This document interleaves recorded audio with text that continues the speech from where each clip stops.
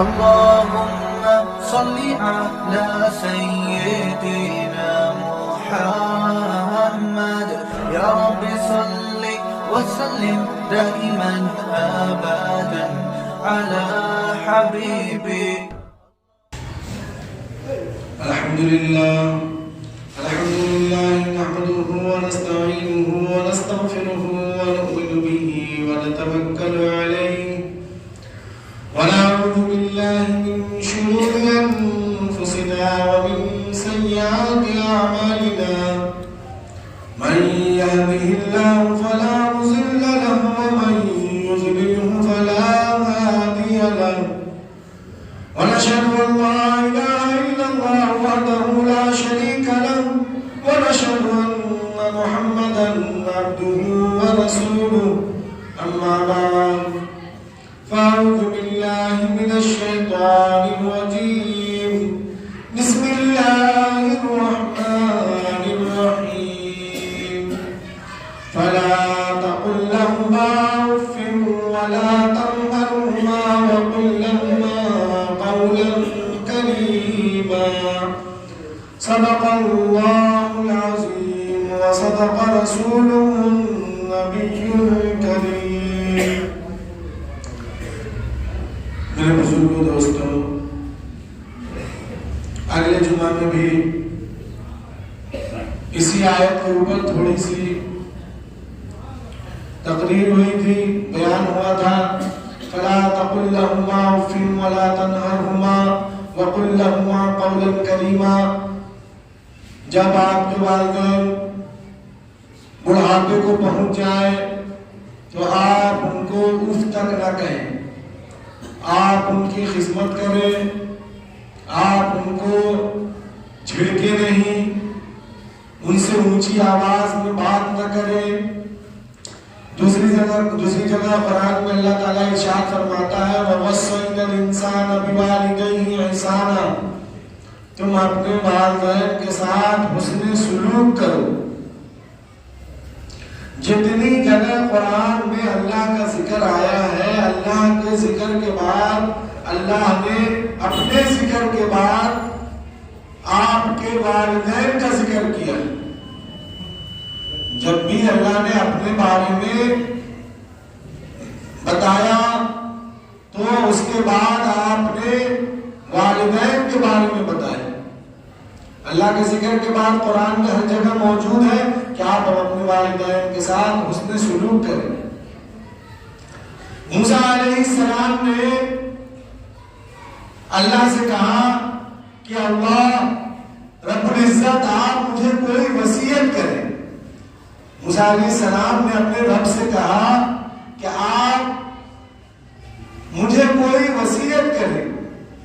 تو اللہ نے فرمایا تم اپنے والدین کی عزت کرو، ان کا احترام کرو اور ان کے ساتھ حسن سلوک کرو.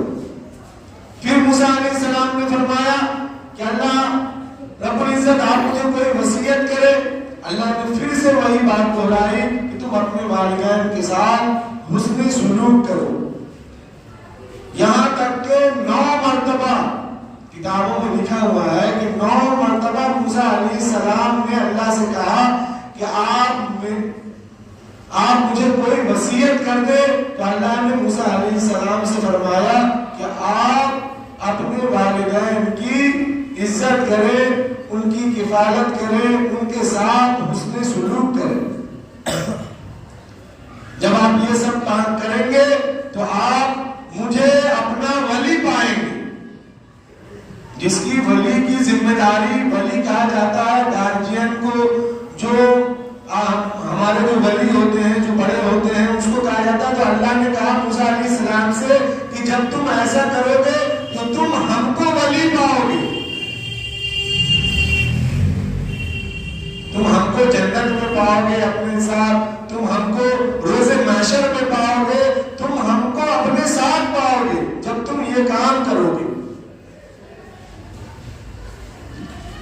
اللہ کے نبی صلی اللہ علیہ وسلم نے فرمایا کہ کاش میری ماں زندہ ہوتی اور میں عشاء کی نماز کے لیے مصلی پر کھڑا ہو گیا ہوتا اور یہاں تک کہ میں نیت باندھ چکا ہوتا.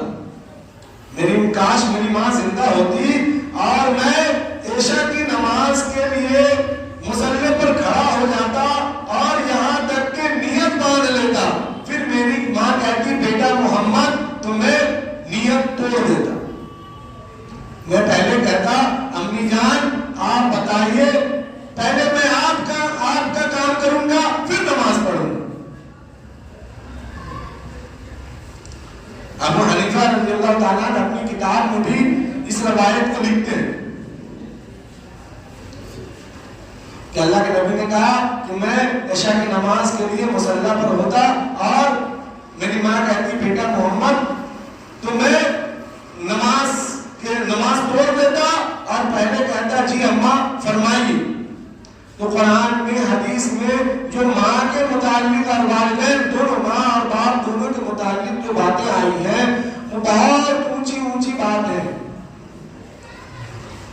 لیکن میں نے ایک حدیث پڑھا تھا کئی ہفتے پہلے کہ وَعَطَى الرَّجُلُ زَوْجَتَهُ، ایک زمانہ آئے گا آخری زمانہ، وَعَطَى الرَّجُلُ زَوْجَتَهُ، لوگ بیویوں کے فرما بردار ہو جائیں گے، لوگ بیویوں کے فرما بردار ہو جائیں گے، وَعَطَّى أُمَّهُ، اور ماں کے نافرمان ہو جائیں گے۔ جب آخری زمانہ آئے گا تو لوگ بیویوں کے فرما بردار ہو جائیں گے اور ماں کے نافرمان ہو جائیں گے۔ وَأَدْنَىٰ صَدِيقَهُ، اور دوست کو قریب لائیں گے، دوست کو قریب کریں گے۔ وَأَقْصَىٰ أَبَاهُ، اور باپ کو ڈھک کے دیں گے۔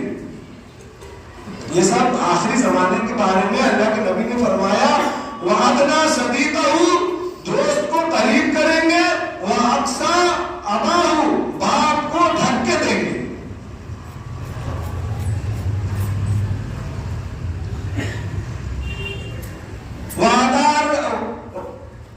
شربت الخمور، اور شراب پیا جائے گا، لبس الحریر، اور ریشم پہنا جائے گا۔ یہ سب پوری ایک حدیث ہے۔ میرا مقصد تھا ماں کے بارے میں، یہ حدیث ہے ماں باپ کے بارے میں کہ اللہ کے نبی نے فرمایا کہ جب آخری زمانہ آئے گا تو لوگ اپنے ماں کے اور باپ کے نافرمان ہو جائیں گے، دوستوں کے اور باہر والوں کے فرما بردار ہو جائیں گے۔ لوگ ان کو باہر میں بڑے عزت سے اور بہت القاب سے لوگ ان کو بلائیں گے کہ ماشاءاللہ یہ بہت اچھے حضرات ہیں، یہ یہاں پر آئے، بہت لقب ہوگا ان کے ساتھ، لیکن وہ ماں کے اور باپ کے نافرمان ہوں گے۔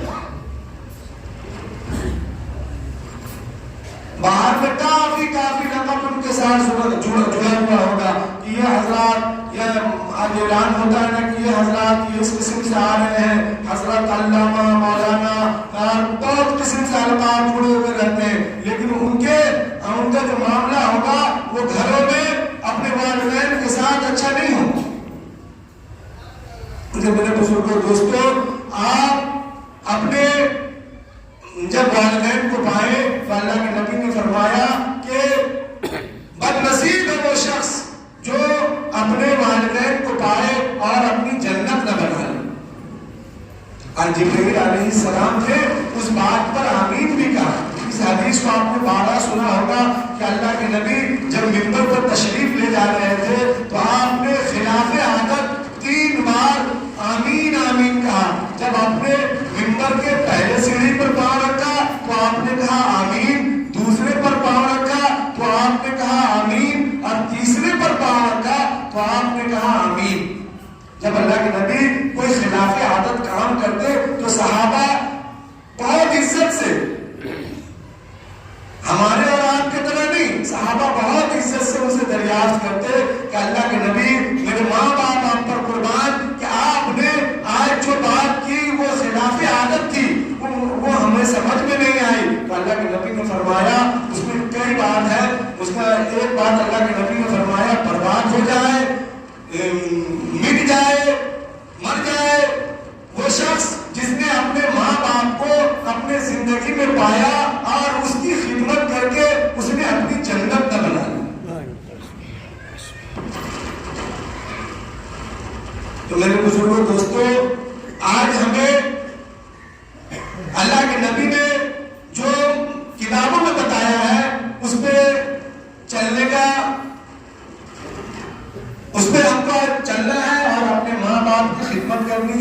جس کے بھی ماں باپ گھر میں ہیں اور آپ اپنے والدین کی خوب خدمت کریں اور ان کے ساتھ خوب حسن سلوک کریں. اللہ تعالیٰ ہم کو اور آپ کو کہنے سننے سے زیادہ عمل کرنے کی توفیق عمل عطا فرمائے. وما علینا الا البلاغ. اللهم صل على سيدنا محمد يا رب صل وسلم دائما أبدا على حبيبي